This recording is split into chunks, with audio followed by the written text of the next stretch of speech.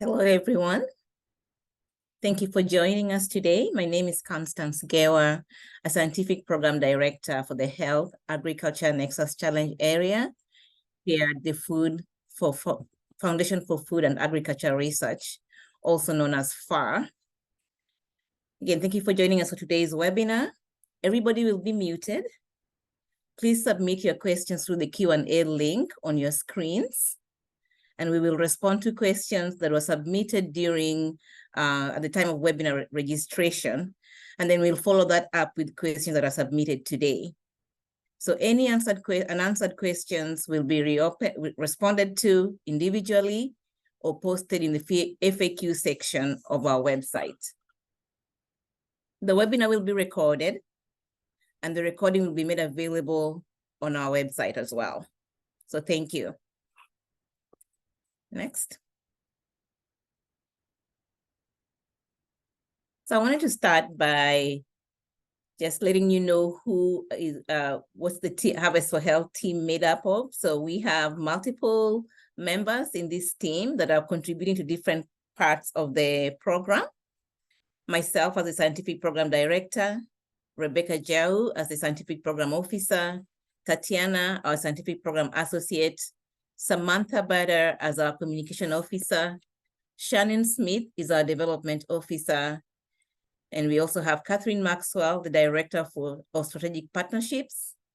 Teal Yelch is our liaison from GAIN, and then Chuan Wang is our computational consultant and is an expert in computational technology.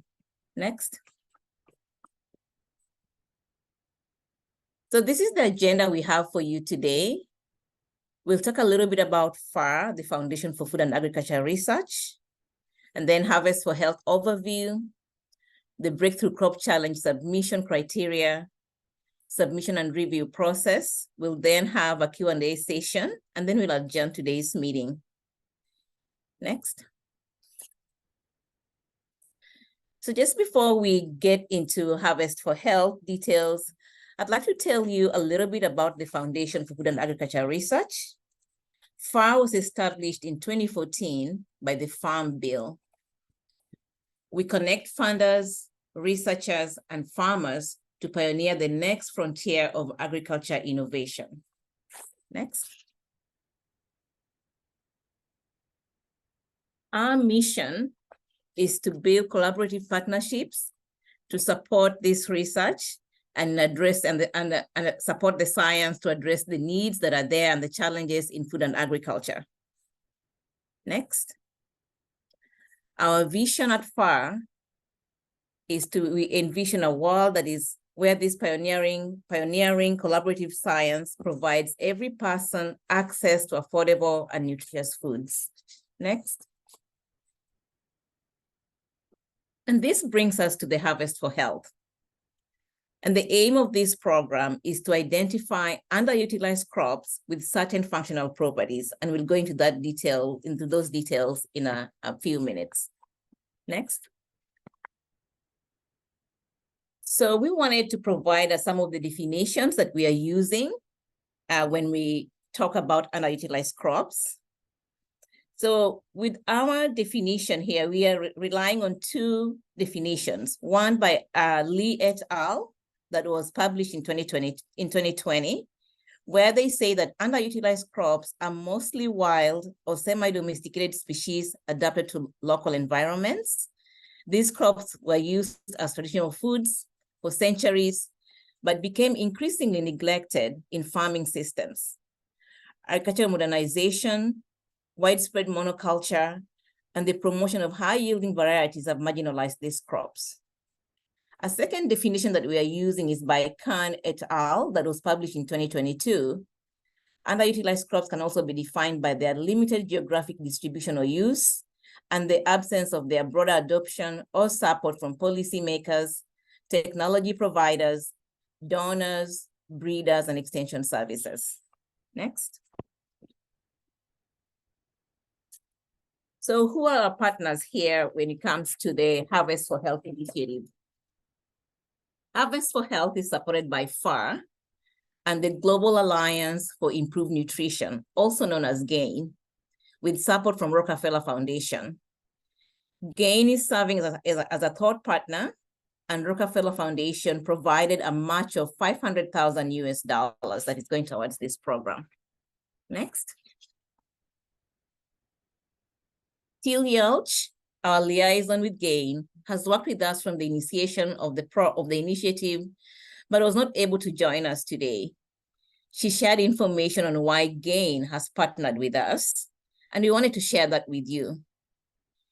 GAIN works in low and middle income countries with governments and businesses to transform food systems to deliver more safe and nutritious foods. GAIN is partnering with FAR on Harvest for Health because they understand the important role that underutilized crops play in ensuring healthy food systems that meet the needs of consumers, business, and environment. Next. So now we'll jump to the background of Harvest for Health. So there are over 50,000 or more plant species, depending on what your sources are, that could be utilized within our food system. However, only 3 crops contribute to 60% of the world's food supply. A great number of the plant species are underutilized in the food system. Some of these have been developed to some extent and have been cultivated for food, but very few of them account for a majority of the calories consumed. Harvest for Health incentivizes the private sector to invest in underutilized crops and contributes towards a food system that is diverse, more resilient, and supports nutrition among populations. The initiative promotes resilient farming systems and value chains that contribute to increased food security, environmental resilience, economic development and biodiversity, and increased use of diverse foods and ingredients that are sustainable and nutritious. Next. Thank you. We understand that in order to increase the diversity of nutritious and sustainable food in the market, we need to de-risk private sector investment in the development of new food crops. The idea is that if we can determine which of these 30,000 to 50,000 plants will have market potential, maybe we can increase targeted private sector investments in specific crops. That is the basis of this Breakthrough Crop Challenge, to be able to produce a predictive model which can be used to determine crops that have market potential for the industry. And then we begin developing a subset of these crops pre-competitively to a point where other organizations can come in and develop them even further. However, while we aim to increase crops with market potential for industry, we will also prioritize crops that are also nutritious and can positively impact local communities. Next.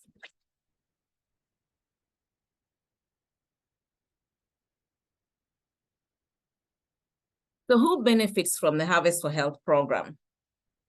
Harvest for Health will benefit a broad spectrum of FAR partners in the US and globally. These include a variety of large and small-scale farmers by connecting them to larger players, leading to the development of new markets. Agriculture and food industry by identifying and developing new crops and healthy functional ingredients. Consumers through increased access to healthy foods and nutrition. The environment through increased biodiversity, and many other benefits that we've not listed in this slide. Next. Harvest for Health consists of 2 phases. Phase 1 is the Breakthrough Crop Challenge, which is the point of this webinar. Phase 1 focuses on the development of predictive models that can be used to identify underutilized crops with selected functional properties. The winning predictive model will be awarded $1 million US. The model will be used to prioritize the development of a subset of crops in Phase 2. Phase 2, also known as Selective Crop Development Phase, will take what is learned from Phase 1 and prioritize crops for development.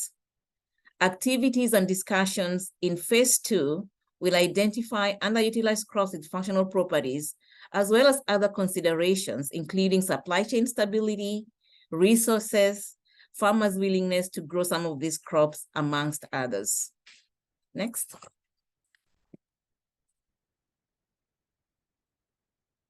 So phase 1 of the breakthrough, also known as the Breakthrough Crop Challenge, is looking for a predictive model able to predict which plants have the potential to provide functional ingredients, taste and flavor enhancers, bulking agents, thickeners, emulsifiers, stabilizers, and high nutrient density. Those are the functional properties of interest. These properties of interest were identified through an ideation workshop and other series of meetings with industry partners and were determined to be of interest to them. Next. So I want to talk about the different independent parts in this particular phase, the phase 1, the Breakthrough Crop Challenge. Phase 1, the Breakthrough Crop Challenge, has 2 independent parts. Part 1 awarded seed funding in spring 2023 or early 2023 to support development of predictive model concept notes. Part 2, the predictive model development and validation, is what we are discussing today. Please note that researchers do not have to participate in Part 1 in order for them to participate in Part 2, the predictive model development and validation part. Next.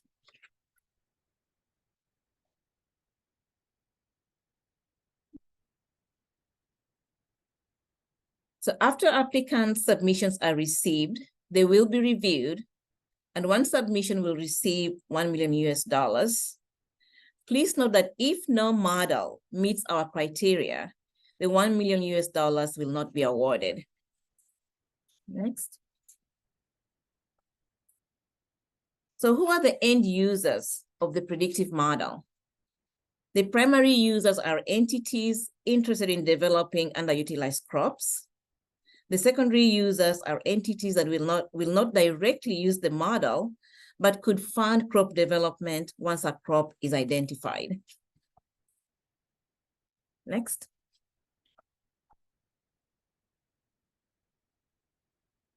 So we want to delve into the eligibility criteria. Any individual with skills, knowledge, and resources necessary to carry out the Breakthrough Crop Challenge as a program director or as a principal investigator may apply through their home institution. All domestic and international higher education institutions, nonprofit and for-profit organizations, and US government-affiliated research agencies are also eligible to apply. And please note that applicants do not need to have participated in Part 1, the seed funding, to participate in Part 2. And also, please note that applicants will be required to agree to the challenge terms and conditions, which my partner, Rebecca, will be talking about in the next few minutes. I will now invite Rebecca to present the submission criteria and process. Thank you. All right. Thanks, Constance. My name is Rebecca Jewu, and I'll be talking about the submission criteria and review process. But before I do that, please feel free to submit any questions you have in the Q&A chat box. We will address as much as we can, time permitting. If not, we will add it to our list of FAQs on the program website and address them there. Next slide. All right, so I will be providing a summary of the submission criteria, but the extensive list is on the program website, and I will encourage you all to take a look at it when you are working on your application. So after providing your background information, the next thing we need to know is your targeted functional properties or property. And then you provide justification for your choice. So these are taste and flavor enhancers, bulking agents, thickness, emulsifiers, stabilizers, and high nutrient density. You can select one of these or a combination of these. But then if you do select high nutrient density, you will need to select another functionality to make your application more competitive. Next. Under the model development approach, we want to understand your data set and source. We want you to use publicly available data and limit the input data to one or a combination of the following: crop genomic sequence, nutrition composition, and biochemical properties. We also want to understand the characteristics of the model system and provide visual information, which is the model architecture. You will have to describe the rationale for the model development approach, hypothesis, assumptions considered, language used, and output interpretations. Next slide. Under the model assessment, describe the training approach for optimizing and testing the predictive model. Describe how data is structured in training, optimizing, and testing. Describe metrics used for assessing the model's performance, and the metrics of consideration are accuracy, precision, recall, and F1 measure. We also want you to describe the current model, how the current model compares to an existing approach, and we want you to describe the data set and source of your data. Next slide. So the next category is providing a list of predicted crops with potential functionalities. So after the model is built and trained, we now want you to apply it to a set of underutilized crop data to identify crops that have potential for the selected functionality. So through this data, we want you to list up to 20 crops that have the potential for your selected functionality and justify why you selected those crops. Next slide. Experimental validation. So this is where it moves from the modeling phase to now experimental testing. And we want to make sure the crop actually possesses these functionalities. So we want you to now test this in a wet lab or using an assay. So in your testing, include one known crop and at least 3 underutilized crops for validation. This could come from the initial 20 list you provided, and we also want you to describe how the predicted functionality in selected crops compared to the current source of functional ingredients used by the industry. So for example, if you are predicting a bulking agent, how does this bulking agent compare to what the food industry currently uses? Next slide. Team qualifications. So to do this work really well, it will need a multidisciplinary team. And this is not an extensive list of the team qualifications that we think you need, but this could include computational scientists, which I believe you definitely do since it's a predictive model, or a data scientist, food scientist, ingredient specialist, plant specialist, or plant scientist, and any other expertise you deem necessary to carry out this work. Next. So the next thing on the RFA that we need you to pay close attention to is the legal consideration. For that, you will indicate if the applicants developed the predictive model entirely on their own.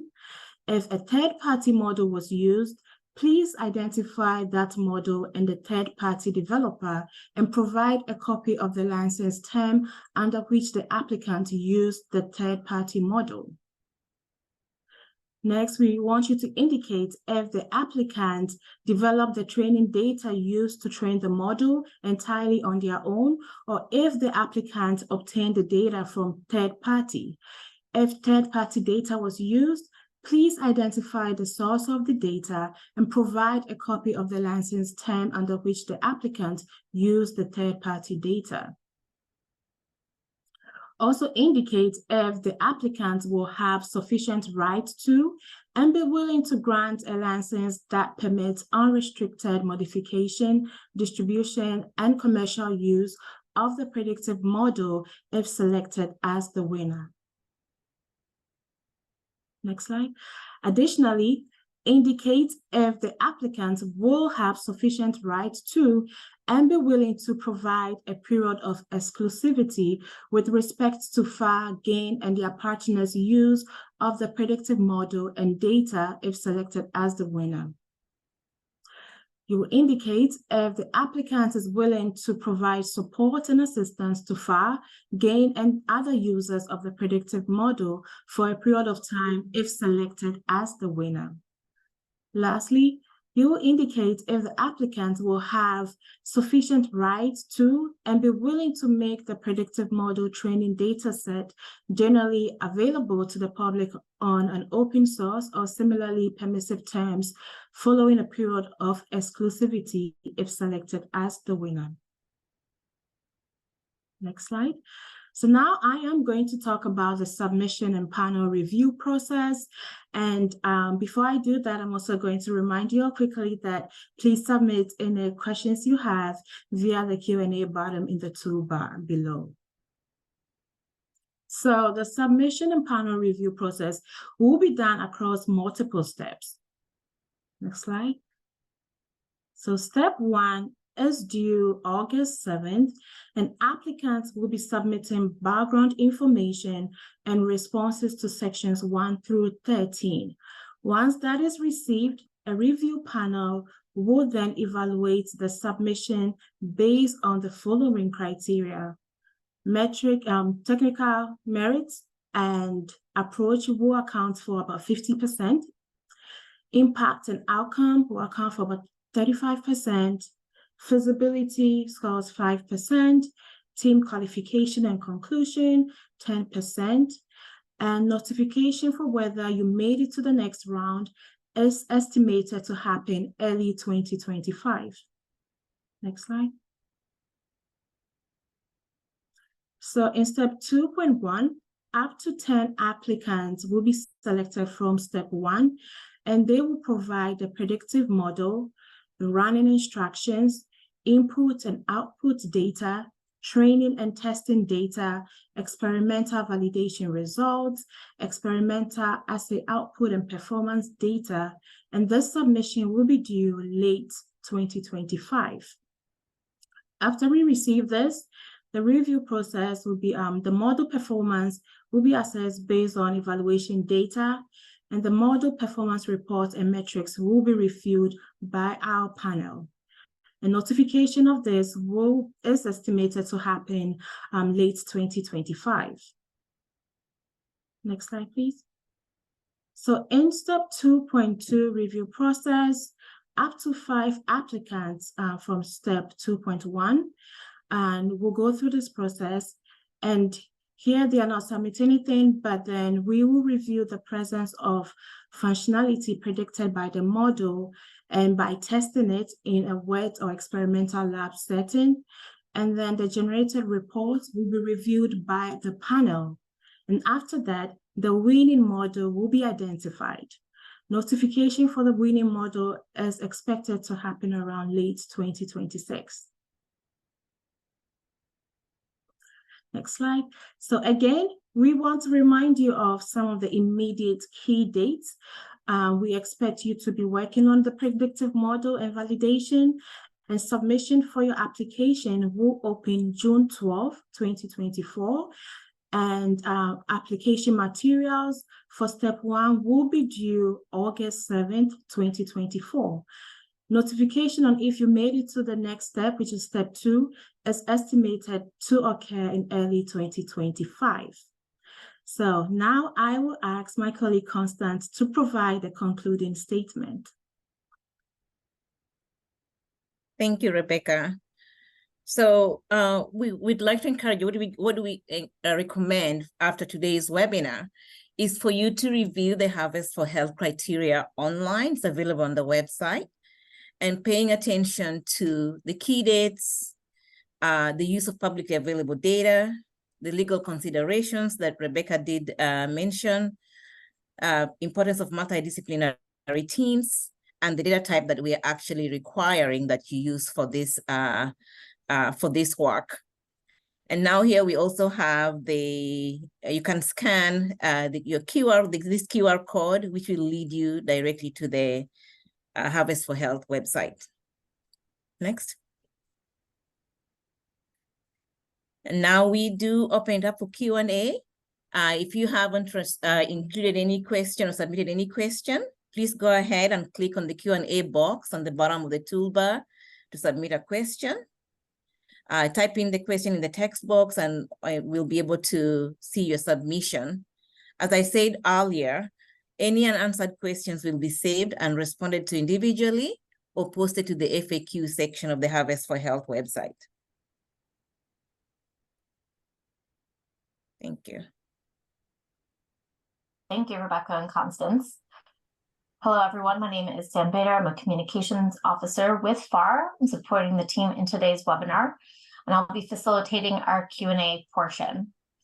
So our very first question that was submitted was, will this webinar be recorded and made available? I can answer that one. Yes, it will. It is being recorded, as was mentioned at the beginning of the webinar, and the recording will be available on our website.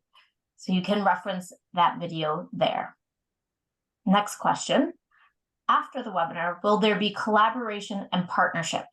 Constance, would you like to address this? Yes, I'd love to. Thank you so much, Sam. The purpose of the webinar is to provide information about the Breakthrough Crop Challenge and to answer any questions applicants may have. But as we mentioned earlier, FAR will partner with the winner of the challenge in phase 2 of the Harvest for Health initiative. Thank you. Are perennial grain crops, those undergoing de novo domestication or development via Y hybridization, considered utilized crops if they do not have a history of traditional food uses? Constance? We'd like to actually refer all applicants to the definition that we used for the underutilized crops. We mentioned that in today's webinar, but it's also available on our website. And also we'd like to refer them to the resources we highlighted in the criteria. So using that will help guide them to, which of the crops are actually considered underutilized crops. Thank you so much. Who will be the beneficiary of this model? What informed this research area? Constance, can you provide some insight? As we mentioned earlier, the beneficiaries of the predictive model will include any entity, company, organization interested in developing underutilized crops and that want to gain knowledge about what those crops can offer in terms of chemical composition, functional properties, nutrition, and marketability potential, or any individuals who will not directly use the predictive model, but could fund crop development or develop crops once they've been identified. And as we also alluded to earlier, the beneficiaries of the program as a whole is really wide in terms of and variable. These include farmers, agriculture and food industry, as we mentioned earlier, consumers, and the list could go longer than that. So we just want to highlight that. Thank you. Following the award of US $1 million, what follow-on conditions reporting are required of the awardee, and what is the duration of these conditions? Are there any stipulations as to what the award is spent on? Rebecca, could you answer this, please? Yes, happy to. So we will encourage, again, everyone to please review the legal considerations and the term and condition.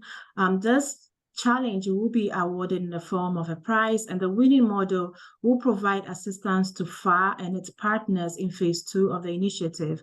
There will be room to discuss and negotiate the details of this agreement. Thank you. For those proposals that fall under targeted functionalities with high nutrient density, which nutrients does FAR or GAIN view as most impactful? Developing protein-rich crops with good ingredient functionality has historically been under-prioritized by crop development programs and should be elevated given the need for more sustainable protein to meet future nutrient demands. Rebecca?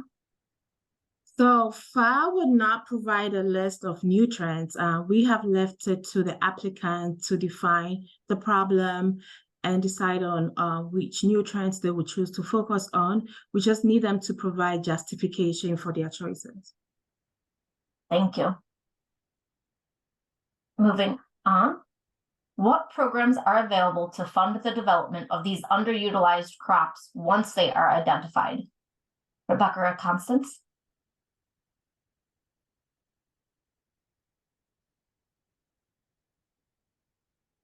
Sam, So can you repeat your question? Yes, I can. What programs are available to fund the development of these underutilized crops once they are identified? So one of the things that FAR does pretty well is to bring together partners to work together in identifying solutions to the problems that have been identified, raised when it comes to research. In this case, our plan is to look into working in a consortium model. That's one of the models that FAR has been known for.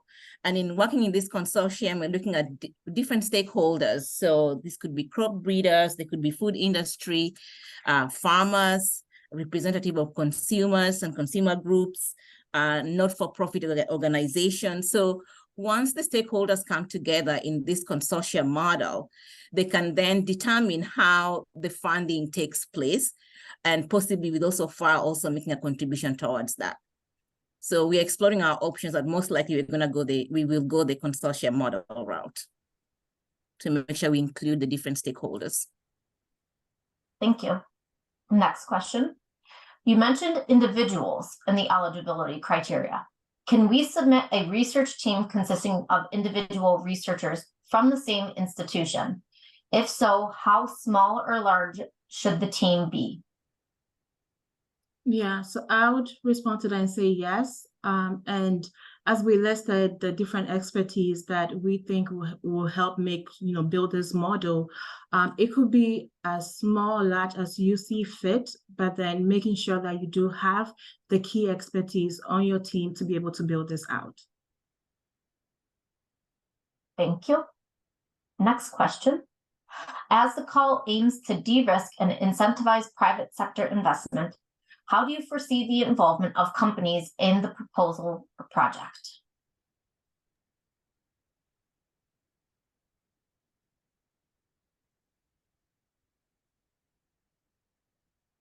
I think this is similar to the first question that Constance answered, that we are exploring in phase 2 what the model will be like, but our intention is to get all the stakeholders on the table and form this consortium, a partnership model that we can all have a shared vision and work together towards development of these crops. Thank you. Next, what is the expected length of the project? So we want to clarify that the Breakthrough Crop Challenge is different from your traditional proposal, where you submit a proposal, you get funding, and then you have a particular time to work on that. Because we've already distributed the criteria, any teams can start working on their models once because that information is now available. What is expected in terms of submission, as was detailed by Rebecca, is really the product, the outcome of that work. And so they can start from today, or some of them maybe have already started working on this. And as long as they submit the outcome or the outcome from their work with respect to the predictive model on the day of, on the deadline, which is in 2024. Thank you. Next question. What current data needs to be submitted regarding the underutilized crop for the submission?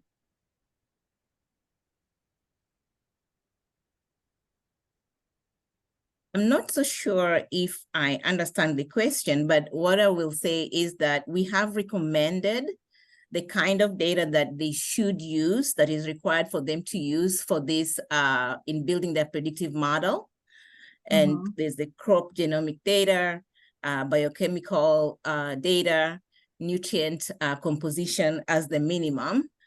And then when it comes to the submissions, as detailed by Rebecca, we are requiring training data and other sets of data that they've used to help build their and testing data as well that they've used to help build their models at submission. Mhm. And that will only be required for those submissions that move to step 2. Yes. And I want to check in to see if any Chuan has any addition to that as a computational scientist, or if you had a different understanding to that question. I don't think so. So basically, if that's an underutilized crop, right, you need to confirm at least that this is not currently used in the industry, right? And then from there, you can say, okay, this is an underutilized crop, but it's not limited to, for example, it is a crop, but for not other functionality. If that's a normal functionality for an utilized crop, you can still consider that as underutilized in the functionality that haven't used before. So other than that, I think you will provide the same data as in the presentation, genomic information, biochemical properties, or the prediction functionalities. Those are included, and you can use any other features you can think of from the crop to do the prediction or predict model. Thank you. Thank you both. Next question. Is co-finance required for this proposal? No. Simple answer. Simple answer. No. Thank you. Next question. Do hydroponic farms fall under the criteria for applicants? Do hydroponic farms? Yes, do hydroponic farms fall under the criteria for applicants? Again, going back to the eligibility, again, we do request that the potential applicants look at our eligibility criteria. As long as they meet that, they're eligible to apply for the program. Thank you. Next question. Are there any conditions associated with the award of the $1 million? For example, must the prize money be spent on certain areas? We are not making any requirements of the award in terms of what you can spend the money on. What we will do once the winner has been identified is to figure out how we work with the winner on how to, in building phase 2 and whatever they can contribute towards that, but that will be based on the negotiation that we have. But you win the $1 million, that's your award to spend to support any work that you feel is important. Thank you. Next question. Since there is one award being made, are you able to tell us the average number of applicants you've received for this grant? So we did the seed funding piece when we initially made this call, I think last year, the spring of last year. We got about 15 applications from all over the world, but this one is we are yet to open the submission portal for this. And so we have not received any application yet because we are yet to open it. But in the past, when we did the initial call for seed funding, we received about 15. Thank you. Next question. How much indirect cost is allowed for this grant? Again, this is not your traditional grant. This is a prize, a challenge. So if we get the winning model, they receive $1 million, and that's it. So again, how they want to use the $1 million is really based on what their needs are. Thank you. And then I have 2 questions in the Q&A asking to share the presentation and to share the recording of the webinar. Again, the recording of the webinar will be made available on our website, so you can go to our website to reference this webinar and reference this Q&A portion of that. So those will be made available to you.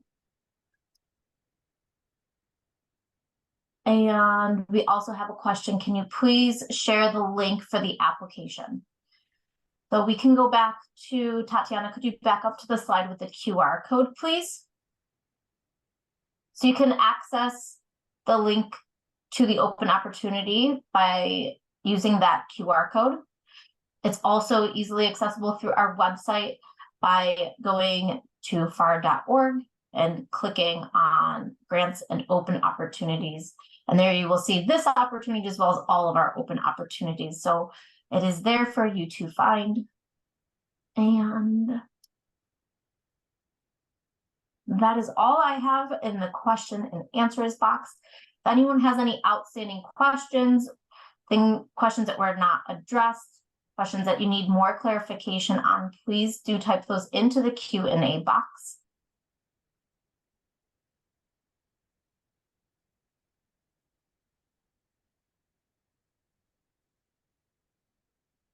Give it just one more minute.